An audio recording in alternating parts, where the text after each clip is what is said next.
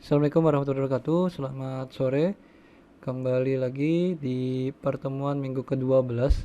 Kali ini adalah part yang terakhir atau part yang ketiga. Kita akan membahas untuk yang minggu ke-12 ini yaitu iklim. Jadi, apa saja sih yang mempengaruhi dari iklim? Yang pertama adalah lintang. Jadi, dengan penambahan lintang, maka intensitas dari energi matahari atau cahaya matahari akan berkurang. Di zona tropis yaitu antara 23,5 utara sampai dengan 23,5 selatan, sinar matahari sangat intensif dan temperatur relatif hangat di bagian tropis. Sedangkan di zona temperate atau subtropis itu antara 23,5 sampai 66,5 utara dan antara 23,5 dan 66,5 selatan. Jadi cahaya matahari atau sinar matahari menyinari bumi lebih kecil sudutnya dibandingkan yang di ekuator. Nah, ini untuk yang pembagiannya. Jadi ini adalah tropis, ini temperate zone atau subtropis, ini adalah kutub. Jadi kalau kita perhatikan, ini adalah data iklim untuk dua kota. Jadi ada kota Phoenix dan kota Flagstaff. Jadi masing-masing berada di negara bagian Arizona yang mengilustrasikan pengaruh umum elevasi terhadap iklim. Kita tahu bahwa di Phoenix itu di 33 derajat 30 north, sedangkan di Flagstaff ini di 35. Artinya di Flagstaff pasti akan jauh lebih rendah dibandingkan di Phoenix.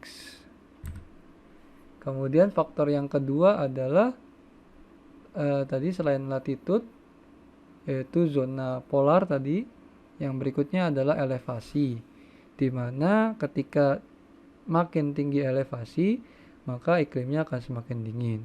Kemudian yang berikutnya adalah topografi. Jadi fitur topografi seperti pegunungan ini memainkan peran penting bagaimana jumlah dari presipitasi yang ada di daerah tersebut. Nah, ini kita bisa lihat dan kita bisa balik lagi bahwa ini berkaitan erat dengan yang kita bahas di part yang pertama, di mana di sana ada pengangkatan orografik yang mengakibatkan presipitasi di lereng yang menghadap angin. Ketika udara mencapai sisi pegunungan yang membelakangi angin, sebagian besar kebasahan telah hilang sehingga menghasilkan gurun bayangan hujan atau the rain shadow effect.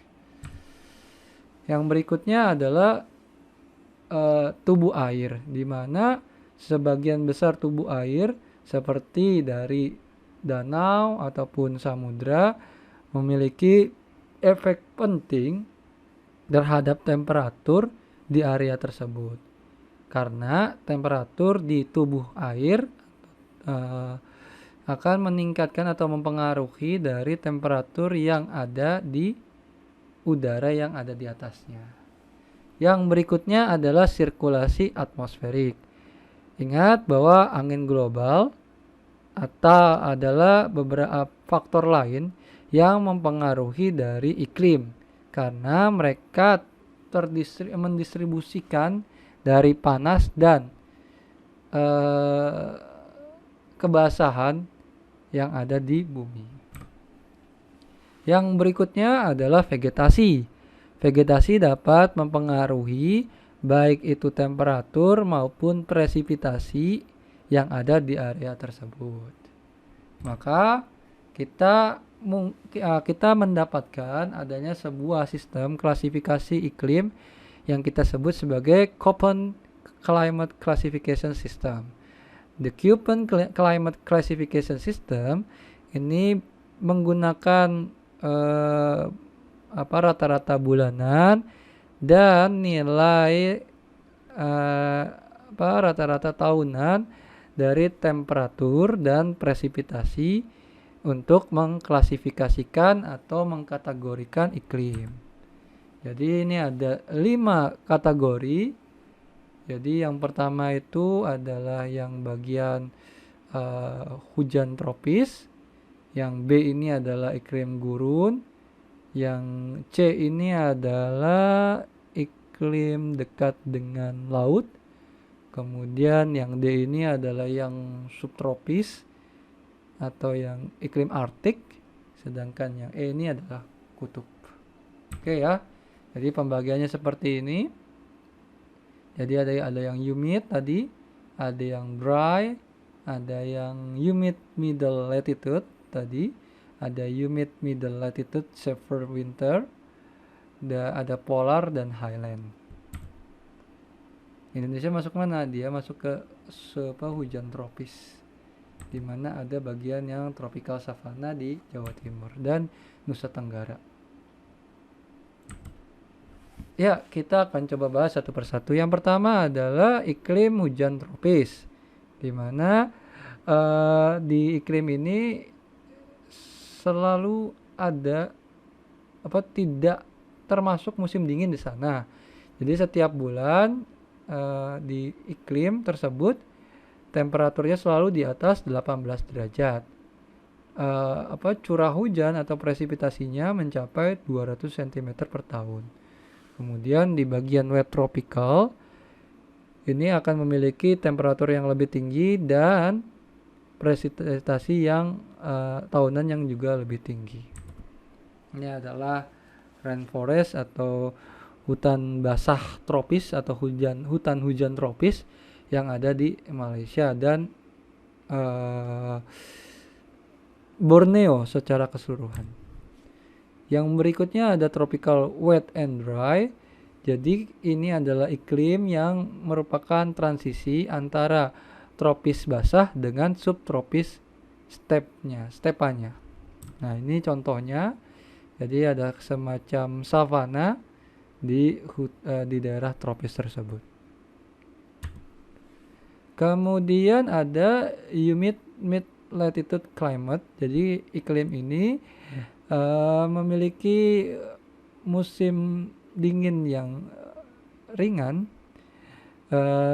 kemudian memiliki rata-rata temperatur di mana yang tertinggi itu adalah di bawah 18 derajat,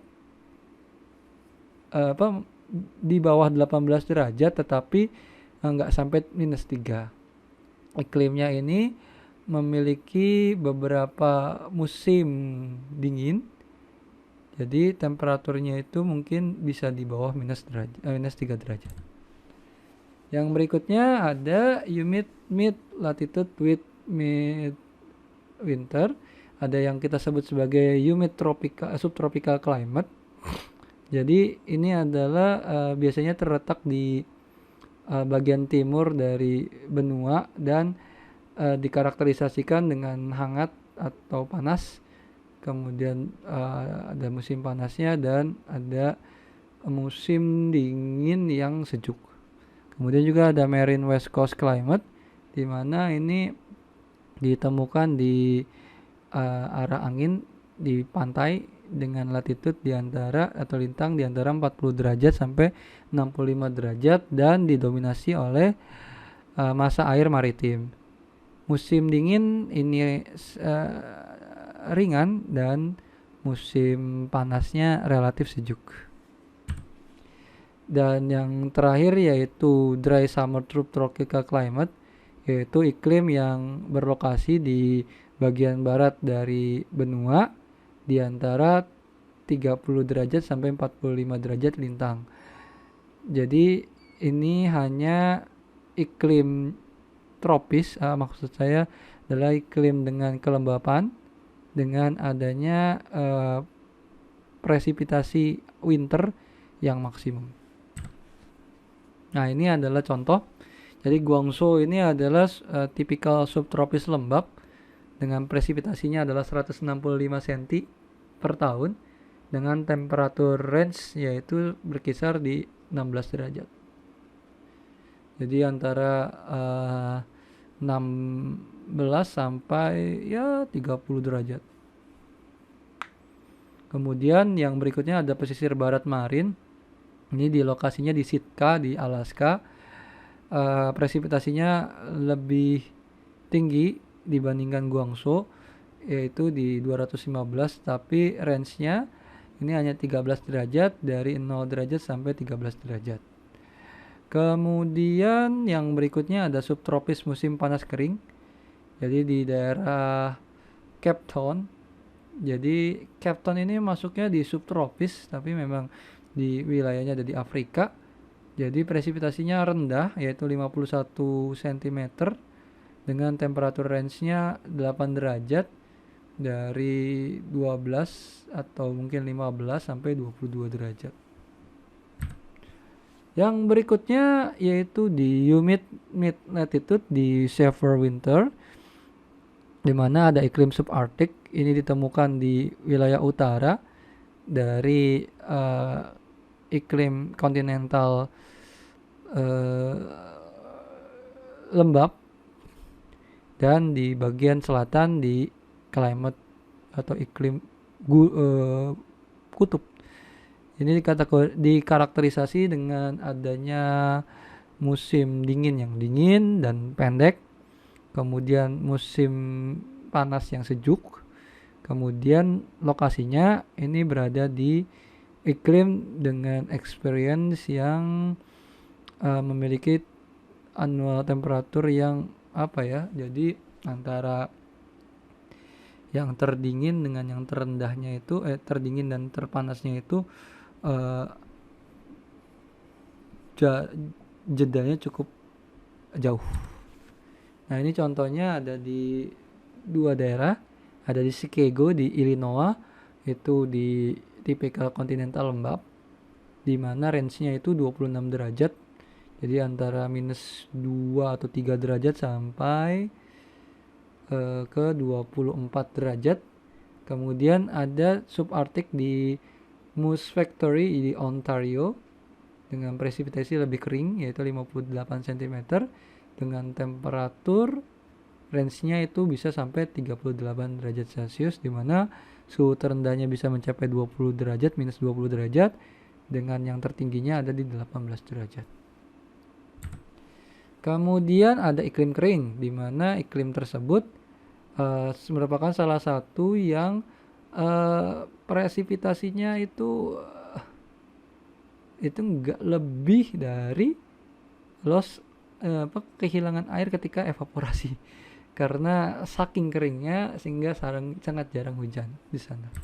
Kemudian ada iklim kutub, di mana iklim ini temperatur yang terhangatnya hanya mencapai minus 10 derajat Celcius.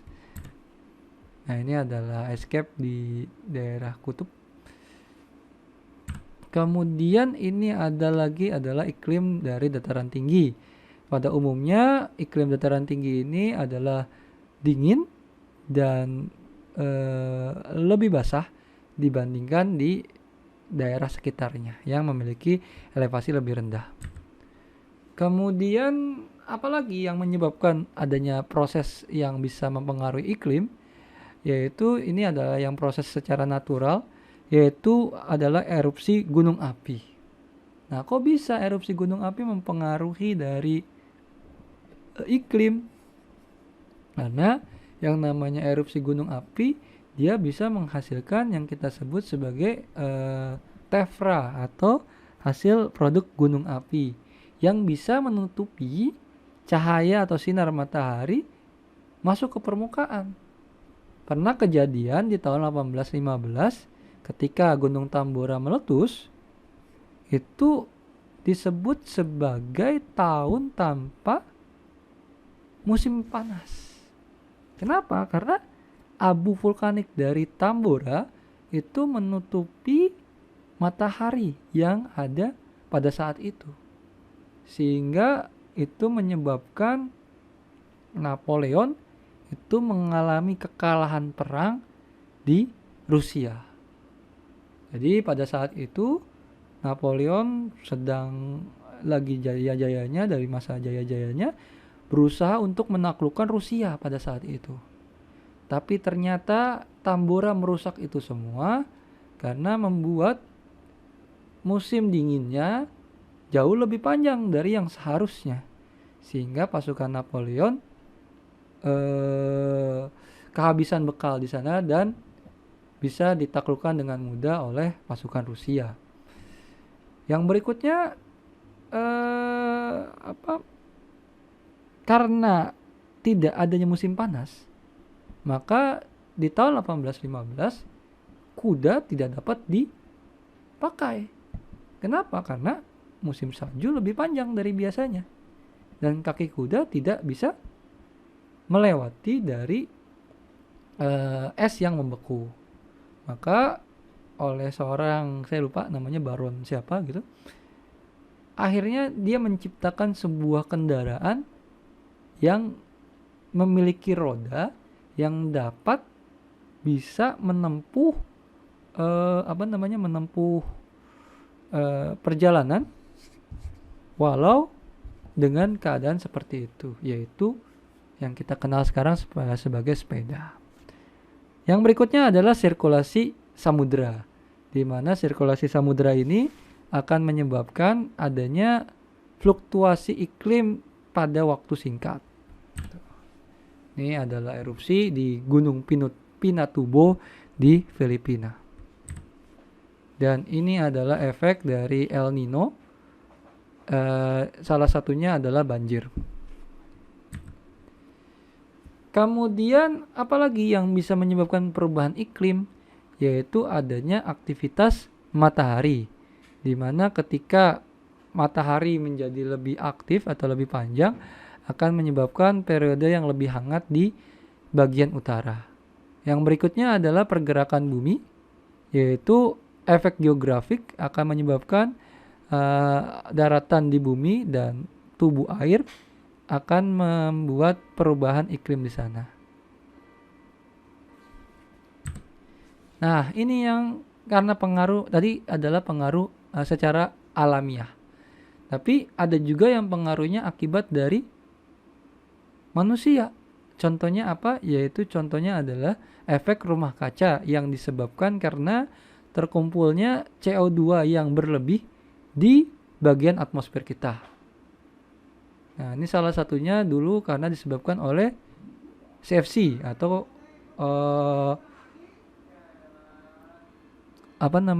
yang kita sebut sebagai freon di sana. Kemudian juga kita bisa lihat di sini bahwa adanya pemanasan global yang meliputi peningkatan temperatur di seluruh wilayah dunia. Dan ini adalah datanya, kita akan mendapatkan bahwa CO2 terus meningkat dari tahun ke tahun. Kemudian ketika ini diperluas lagi dari tahun 800 ini relatif rendah, kemudian meningkat secara signifikan di tahun 1800-an. Kemudian ini bisa kita lihat bagaimana perubahan temperatur. Jadi variasinya dari tahun 1800-an sampai 1900-an ini relatif mengalami minus ya untuk variasinya. Jadi ada perbedaan temperatur yang lebih dingin, tapi menginjak di tahun di atas 1980 ini sangat signifikan perubahan temperaturnya. Oke, ini adalah akhir dari penjelasan di minggu ke-12. Untuk yang selanjutnya akan kita bahas yaitu minggu ke-13, yaitu posisi bumi di alam semesta. Kalau misalnya ada pertanyaan ataupun saran, bisa dicantumkan di kolom komentar yang ada di channel YouTube ataupun di Microsoft Teams. Terima kasih.